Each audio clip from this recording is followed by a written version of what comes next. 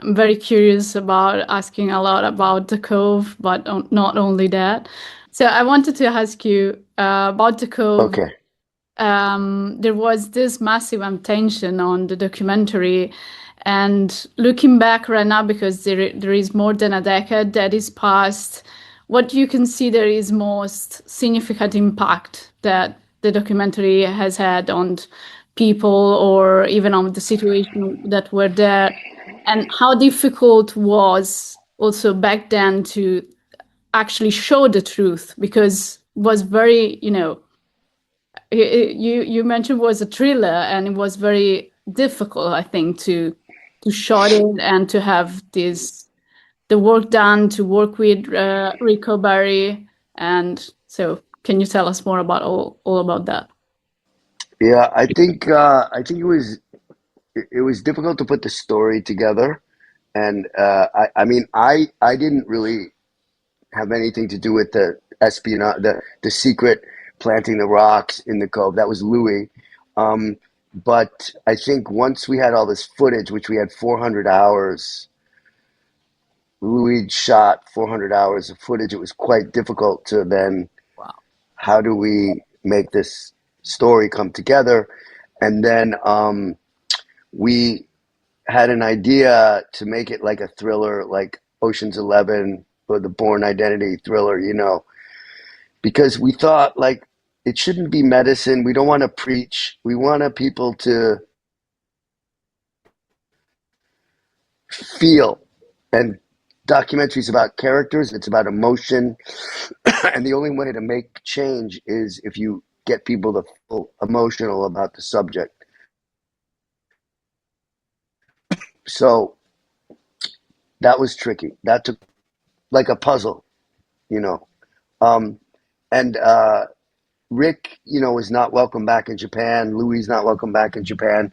So we had to get everything kind of right because we couldn't go back. Um, we could always go back and re-interview Rick or re-interview the subjects, which I was lucky enough to be part of doing all that. In terms of the impact, we we definitely had an impact on raising awareness of what was going on. And I think that the slaughters were cut in half after the movie came out.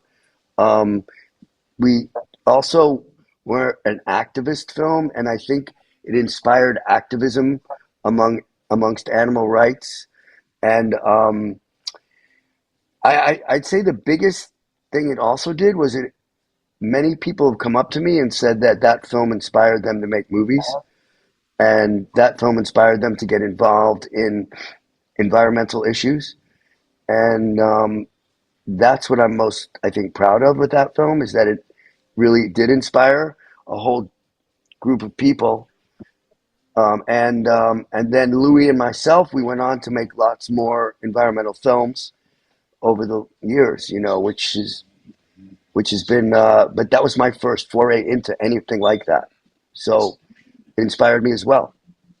Yeah, and you did a lot of them actually. We have Before the Flood, Mission Blue, and most recently We Are Guardians. So I was wondering, how did you choose, the project that was very important for you? Was it by chance, like encounter people and you were interested in their stories, or you decide like I wanted to talk about that and you were interested Mm. about that thing specifically? I think I got really involved. Like the reason I did the Cove is that the director Louis Sohoyes and I we were scuba divers and we were friends and we used to scuba dive together. And we have a friend named Jim Clark, and Jim had a lot. He created Netscape, which is sort of one of the first internet search engines, and he had a lot of money, and he used to take us diving, and then he funded the Cove. So he paid for fully funded the Cove. We go scuba diving, and Jim one day came up after a dive, and I think we were in Rangarote, or we were in somewhere in the Coral Sea, and he starts getting really sad. And I'm like, Jim, that was so beautiful. Parts of it were.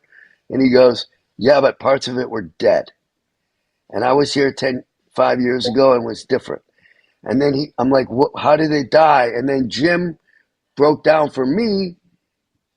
Carbon goes into the air, it lands into the sea, it warms the ocean, it kills the Everything. corals, it kills the coral reefs, it kills the fish. And I was, oh my God. And that got me really into like, well, what can we do to save it? And that's when he started funding this movie. And and then I just got obsessed with like, how can films make a difference? Um, I was a theater actor. I used to do a lot of plays, and then once I discovered documentaries, I realized like I can't afford to do plays and documentaries because you don't get paid very much for either one. So I I paid my rent doing acting in movies and TV, but I would I started doing many documentaries because I started to think, okay, how can I loved it. I loved the form, and when I saw the impact the Cove had, I thought I can keep doing this. So I have to say, I don't feel as much optimism as I did back then, Yeah. uh, and I it's sad because you know I made the first movie on Donald Trump after he was elected president for Netflix called um, The Confidence Man, um, and I thought, oh, people are gonna watch this. And there's no way if you watch my movie, he can't be elected again, but he was. And then we made Before the Flood. We interviewed Barack Obama with Leo, and Leo goes to Barack. He goes, "What if somebody gets your position, the next president, and he doesn't believe in climate change? Aren't you worried that he's going to roll back everything you do?" And Obama says in our film to Leo DiCaprio, eh, these things have a funny way of punching you in the nose and waking you up. I think whoever's president is going to understand. Hmm. He was wrong. Famous last word. What Trump and his administration have done to the Environmental Protection Agency of the United States, it's criminal. I mean, kids are going to die from drinking bad water, from carbon in the air, from, you know. So anyway, it's not a great moment for that, right? That's why I'm a bit sad, but I'm excited to see the Cove. I haven't seen it in so many years and show it again because it was an exciting, inspiring time. And I'm not giving up by any means. I'm just maybe We Are Guardians. We spent 3 years on. The directors risked their lives in the Amazon, and it's been very tough to get anybody to distribute that movie. You know, I love that movie. It's a beautiful movie. Yeah, I It's love tough that. to get it out there. It was very difficult to find it. I must admit that. To find it here in Yeah, right. Difficult to find it anywhere. It's difficult to find it in the United States. yeah. So it's a bummer, man. Well, man. Anyway, It's true. not It's to get down. no, no. I would like to ask you one thing. If you should, encounter some of the students tomorrow, and some would then ask you what they should do if they want to get more involved, or, just to start telling what is going on right now, really, and showing that, not just preaching, like you said, because preaching is simple. You have really to delve deeper and show the truth to people. You cannot be like only, showing only the beautiful parts and then hide what is difficult. Yeah. Yeah, Well, I think it's different if you're a student. So I'm going to be hopefully, very upbeat with these kids tomorrow because there's iPhones. You can edit easily. Like I don't even, if I was starting now, I would just shoot from my iPhone. I'd tell stories. It's very cheap. Find what you're passionate about. Find a story you're passionate about, and you can make stuff. Especially, hopefully, at the schools in Italy, there's some kind of editing facility, or you can even use your computer to edit. It's a different world now. So I'm going to be very positive with them and say, you guys can make a difference if you tell a story that you feel or about the injustice, whether it's environmental, whether it's political, whether it's whatever you feel is unjust, or and hopefully the Cove proves that you can do it in a very entertaining way and make it fun and not like medicine. Yeah, it's true. So, but maybe these kids will do 10-minute shorts, 5-minute shorts, and that'll lead to something bigger. It's true. And I would like to ask you, how did you balance these two role, can we call it, in your career, the active side on one side and the fact that you wanted to, show something different, because it's not, like you said, it's not simple to do documentaries, to have them distributed and to have them, seen actually by people and get them involved. How did you manage that? I don't know if Yeah. was it difficult at the beginning, like to balance these two aspects, because I think it can be very difficult, to prepare for TV shows, or to do theater as well. You are physically very involved, so it's must not be simple at the beginning. Can you share a little bit more about that? No, yeah, it's true. But see, when you're acting, um, you have a lot of time waiting to go on set. Okay. So I could watch cuts. I mean, I made a whole series on David Beckham while I was on Succession. Um, when I was off for a week, I go fly to England and do interviews, come back. I learned how to do it over the years. And then lately, the acting has been sort of, I haven't focused on it as much because I would like to, but I've just been kind of busy doing these docs. So yeah, it's nice to also have the acting kind of take your mind off of the obsession of the film you're making for a minute, and Okay. it's relief because when you're making the documentary, it's decision, decision, decision, decision. When you're acting, you're learning your lines. They're telling you what to do, except you're performing, and it's so relaxed. It's a great break for me, actually.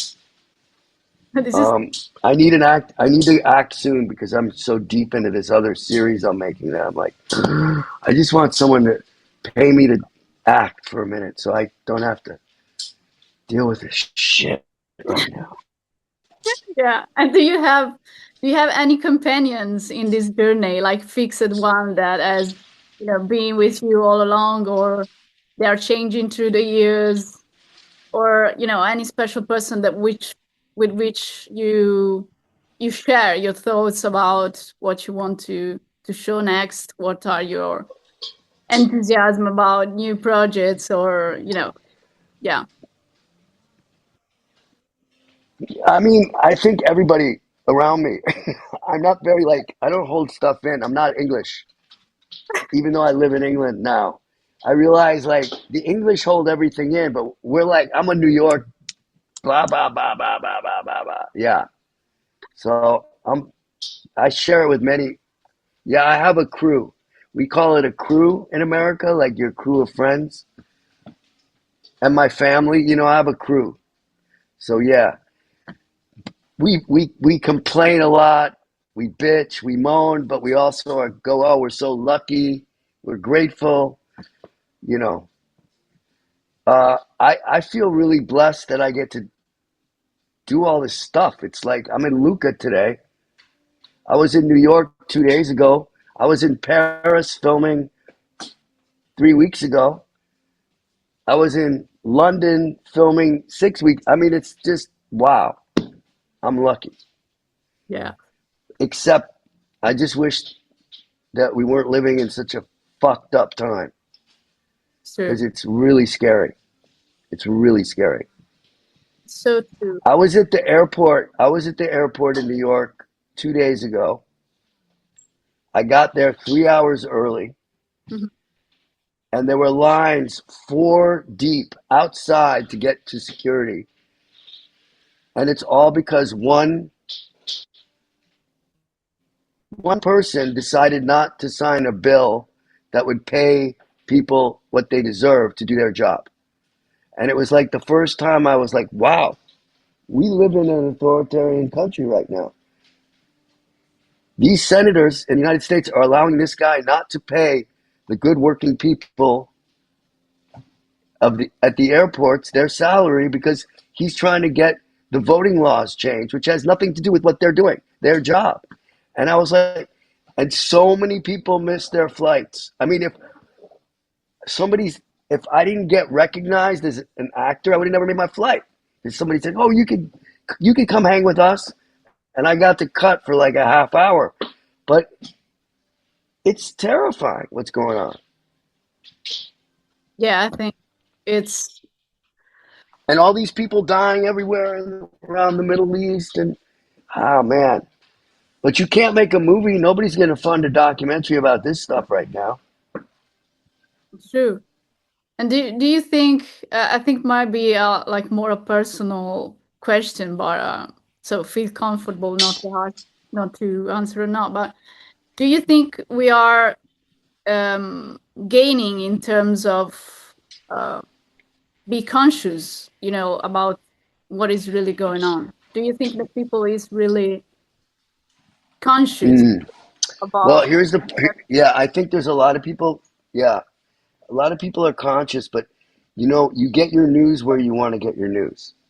So, there's a lot of people getting their news from other sources that are getting different news. You know what I mean? Yeah, true. Yeah, yeah, So, if you watch Fox News in America 24 hours a day, your news is going to be very different than if you watch CNN or MSNBC or CBS or you know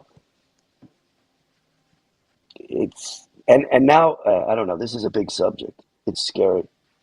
It's scary. it's It's true. very scary.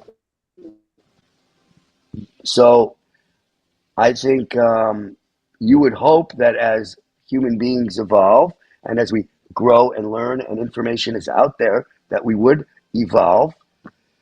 But we're the United States. I feel like it's McCarthyism again. It's like the 1950s. You know, you know who Joe McCarthy was? He was a senator from Wisconsin Yeah, who yeah. What I finished reading Martin. blacklisted all of these people for being supposedly. He ended up dying of alcoholism. Yeah, yeah, and yeah, like Yeah, I was finished reading Martin let's hope. Eden, and it's the same. If you think about it, I don't know if you have ever read that book, but it's the same. Like it's like 200 years ago that was written by Which book? Which book? Martin Eden by Jack London. Oh yeah. It's so it's like right now, he's not talking about things that were true back then because they are true right now. So, Mm. well, this was very interesting. And Well, or you just read Orwell, George Orwell. I yeah, mean, yeah, same. Yeah. Animals Factory is the same. We had something very similar recently in Italy as well. And but I would like to ask you one quick last question. I will spend the all day talking to you really, but I know we can't. So if you can name like one, what has documentary given to you as well? Like if you think of or about a fiction, like documentary has taught me that or gave me that. What would oh, so much, so much. I think it's given me empathy for human beings, and it's given me oh my God, so much like understanding of the human condition better, which I still am learning. I love people, which is why I do documentaries. I get fascinated by characters and the the journey, the course that people take in their lives, why they chose this, why they chose that. Um, yeah, it's taken me around the world like 3 times. What a gift. And yeah, I think I'd say it's taught me a lot about humanity, and it's why I keep doing it. Yeah. But I would like that we get back to a place where I can make a Trump movie and Netflix will distribute it. I can make an environmental film and Apple will put it on and get paid to do it. You know, um, but right now it's really tough. It's really tough. Yeah. But But I we, love it. I yeah. have another film called you should check out. You can't get it in Italy, but it's on Netflix, America and England. It's called A King Like Me, and Oh, I worked 3.5 years on this too. I produced it, and it's about it's basically about being an African American in America. Um, I mentored a young filmmaker, Matthew Henderson, and we edited it in my basement, and I love this film.